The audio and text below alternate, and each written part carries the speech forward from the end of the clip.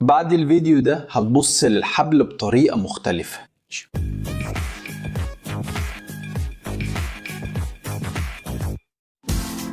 اهلا بيكم في قناة انجينيريا دي 3. عمرك سألت نفسك ازاي الحبال بتقدر تشيل اوزان تقيلة قوي، او ازاي بتقدر تنقل القوة من نقطة للتانية بكفاءة عالية كده؟ فكر في آخر مرة شفت فيها winch بيرفع حمولة ضخمة، أو متسلق متعلق في حائط رأسي، أو حتى شبكة صيد بسيطة عايمة في البحر.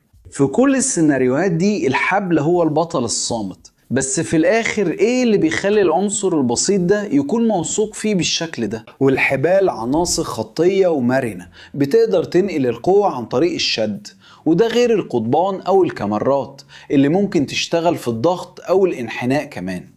الحبل ما بيشتغلش غير لما يكون مشدود، وده لأنك لو زقيته هيتني.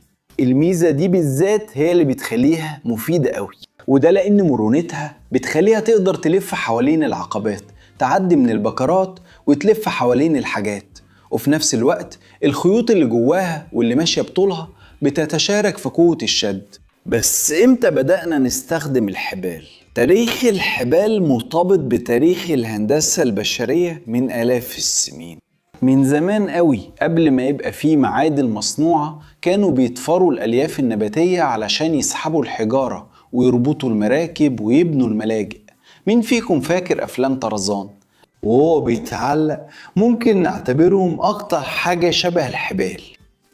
ألياف القنب والسزال والقطن سيطروا لقرون طويلة بسبب توفرهم وسهولة تصنيعهم مع الثورة الصناعية، وبعدها مع تطور البوليمرات الاصطناعية. في القرن العشرين ظهرت مواد زي النايلون والبوليستر والبوليبروبيلين، واللي جابت معاها تطور كبير في قوة الشد والمتانة والتحكم في الخصائص. وفي نفس الوقت علم المعادن خلى ممكن نصنع كابلات الصلب اللي بقت ضرورية في الكباري والتلفريك والرافعات والمصاعد. دلوقتي غير المواد التقليدية في مواد عالية الأداء زي ألياف الأراميد أو كيفلار، والبولي إيثيلين فائق الوزن الجزيئي زي UHMWPE، والمعروفين باسم ديناما أو سبكترا، واللي بيجمعوا بين قوة عالية ووزن خفيف. التطور مش بس وسع الاستخدامات، لكن كمان فهمنا ازاي نصمم الحبال لكل احتياج. بس في الاخر احنا بنتكلم عن انواع حبال ايه؟ طريقة بسيطة لتنظيمهم هي حسب المادة. الانواع الطبيعية زي القنب، السزال والقطن ليها مسكة كويسة ومريحة في اللمس، بس بتمتص المية وبتفقد قوتها لما بتبتل، وبتتلف اسرع مع الوقت. الأنواع الصناعية سيطرت لأنها بتقدم أداء أكتر ثبات، والنايلون قوي جدا ومرن، وده ممتاز لامتصاص الصدمات.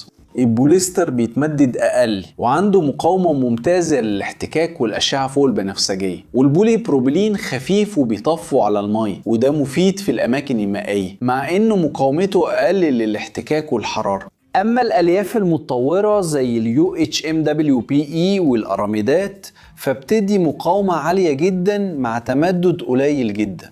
مع ذلك ال UHMWPE حساس للحرارة الناتجة عن الاحتكاك، والأراميدات رغم إنها تتحمل درجات حرارة عالية مقاومتها أقل للتعب الناتج عن الانحناء المتكرر. غيرهم كمان فيه الكابلات الفولاذية أو الحبال السلكية اللي بتتعمل من أسلاك ملتوية أو متشابكة في حزم، ودي لا يعلى عليها في القوة والمتانة. لما تتصمم وتتعمل صيانة ليها بشكل صحيح بتكون أثقل وبتحتاج رعاية خاصة في الفحص والصيانة.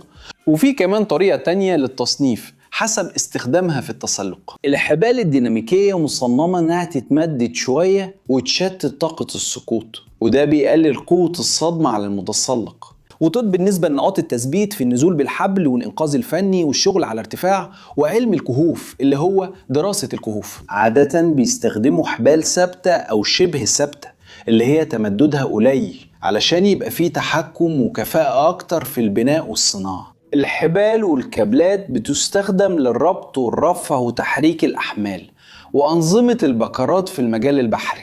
البوليستر والبوليبروبيلين شائعين في حبال الرباط وكابلات الإرسال، بس ازاي الحبال بتعمل اللي بتعمله؟ المبدأ فيزيائي وأنيق. لما بتطبق قوة الخيوط الداخلية بتدخل في حالة شد. جزء من التشوه ده بيكون مرن زي السوستة، وده بيسمح بامتصاص الطاقة وبعدين بيرجع تقريبا للطول الأصلي.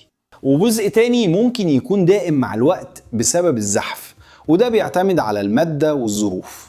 تركيب الحبل، يعني ازاي الخيوط مترتبة ومتثبتة مع بعض، هو اللي بيحدد توزيع الحمل والسيطرة على الاستطالة. الاحتكاك الداخلي بين الخيوط ونمط اللف أو التطفير بيمنع الخيوط إنها تتحرك بحرية، وده بيحافظ على الشكل وبيوزع الشد. عشان كده العقدة مش مجرد حلقة، هي بتعمل انحناءات ضيقة بتزود الاحتكاك وبتمنع الانزلاق، بس كمان بتسبب مناطق تركز للإجهاد، وده ممكن يقلل قوة الحبل من 20 ل 50% حسب نوع العقدة.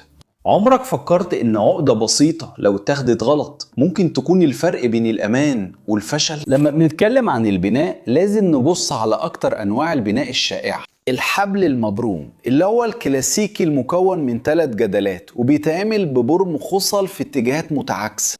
هي مرنة وسهلة في التعامل، لكن ممكن تلف تحت الحمل، وكمان بتكون أكتر عرضة للتآكل السطحي. أما الحبال المطفورة فهي بتستخدم أغطية متشابكة، وده بيديها ثبات في الشكل ومقاومة كويسة للتآكل. واحد من أشهر الأنواع هو البناء اللي اسمه كير مانتل، اللي فيه قلب وغلاف، والقلب بيكون من خيوط متوازية أو ملفوفة بشكل خفيف، وده اللي بيدي الحبل القوة الأساسية، وده بيكون جوه الحبل. وفي نفس الوقت الغلاف المطفور بيحمي الحبل من التآكل والأشعة فوق البنفسجية والأتربة. الحبال الحديثة بتاعت التسلق ماشية على نفس الفكرة. القلب معمول عشان يتمدد وقت الصدمة، والغلاف معمول عشان يحمي ويدي سهولة في الاستخدام. في الكابلات الفولاذية المبدأ مشابه، الأسلاك الرفيعة بتتجمع مع بعض وبتكون خيوط، والخيوط دي بتتجمع وبتكون جدائل، والجدائل دي في الآخر بتكون الكابل. وفي أنماط معينة زي 6 في 19 أو 6 في 36 اللي بتوازن بين المرونة ومقاومة التعب الناتج عن الانحناء. بس في الاستخدام الفعلي إيه اللي يهم أكتر؟ أول حاجة العلاقة بين حمولة الكسر وحمولة العمل الآمنة. في كتير من التطبيقات اللي مش حرجة بيتم استخدام هامش أمان أقل، زي في الإنقاذ والشغل على ارتفاعات. المعايير والممارسات الجيدة بتحدد عوامل أمان ومعايير فحص أكثر صرامة. على حسب الاستطالة الحبال الديناميكية بتمط علشان تمتص الطاقة، والحبال الثابتة بتحتفظ بطولها علشان الكفاءة. ثالثا البيئة زي المية، الحرارة، الكيماويات والأشعة فوق البنفسجية بتأثر على المواد بطرق مختلفة. النايلون مثلا بيمتص المية وممكن يفقد قوته لما يبتل، لكن البوليستر بيحافظ على أدائه وهو مبلول وبيقاوم الأشعة فوق البنفسجية كويس. البولي بروبيلين بيطفو على المية بس مقاومته للحرارة العالية والاحتكاك أقل. عشان تفهم إن منطقي تستخدم حبل بيطفو في عوامة إنقاذ، لكن مش في ونش فيه بكرات صغيرة وسخنة. طب وإيه أخبار العقد؟ معرفة نوع العقدة اللي هتستخدمها مهمة جدا، لأن حسب نوع العقدة ده بيغير سلوك الحبل. في أنظمة البكرات مثلا الزوايا والاحتكاك بيغيروا القوة الفعلية في نقاط التثبيت، ومش عارف إذا كنت لاحظت ده قبل كده. لأن الانحناء كمان ليه أهمية، وده لأن كل حبل ليه أقل نصف قطر انحناء موصى بيه، وده لأن مرور الحبل على حواف حادة أو بكرات صغيرة جدا بيركز الإجهادات وبيسرع حدوث التعب. حماية الحبل بواكي حواف أو أكمام أو أسطوانات دوارة دي ممارسة بسيطة بتضاعف عمر الحبل وبتقلل المخاطر. الفحص البصري واللمسي كمان ضروري جدا، وندور على مناطق مسطحة، ألياف باينة، فقاعات، تصلب بسبب الحرارة، جروح، تغير لون أو تلوث بمواد كيميائية. في الحبال اللي فيها قلب وغلاف الأضرار اللي في الغلاف ممكن تخبي مشاكل في القلب، ولو في شك التخلص منها أأمن من المخاطرة. لما الحبال تختار كويس وتستخدم صح بتخلي القوة الموزعة والديناميكية حاجة متوقعة وسهل بنتحكم فيها، ولما تختار غلط أو تتعامل معاها بشكل سيء ممكن تفشل فجأة. عشان كده معرفة الخصائص الأساسية للمادة وبنية الحبل وأفضل طرق استخدامها بيفرق كتير. لو وصلت لحد هنا وعجبك الفيديو اشترك في القناة لو لسه مش مشترك، وحط لايك وفعل الجرس عشان يوصلك كل جديد. ولو شايف ان المحتوى بتاعنا مفيد، فكر تبقى عضو معانا وتساعدنا نكمل وننتج محتوى اكتر على المنصة، وكمان هيتم ذكرك في فيديوهاتنا. ولو انت فضولي وعايز تعرف اكتر عن الكورسات اللي بنرشحها، امسح الكيو ار كود اللي جنبك او ادخل على اللينك في وصف الفيديو عشان تقدر توصل لفرص كتير تطور بيها مهاراتك اللي هتفرق معاك في شغلك. وانت بتستخدم حبل او كيبل في يومك، تعرف تعمل عقدة السواقين، او يمكن تكون اتعلمت ازاي تخزن الحبل بتاعك من غير ما يتعقد كله لما تيجي تستخدمه. قول لنا في التعليقات. اكتب تحت هنا عشان نخلي التعليقات مكان نكمل فيه معلومات الفيديو. هنا على الجنب في خيارين لفيديوهات مهمة لازم تتفرج عليهم عشان توسع معرفتك وتستكشف فضولك. ولو حابب تدعمنا، اعمل لايك واشترك في القناة وفعل الجرس وفكر تبقى عضو في القناة. ده كل حاجة يا عشاق الهندسة. تحياتي الكبيرة واشوفك في الفيديو الجاي.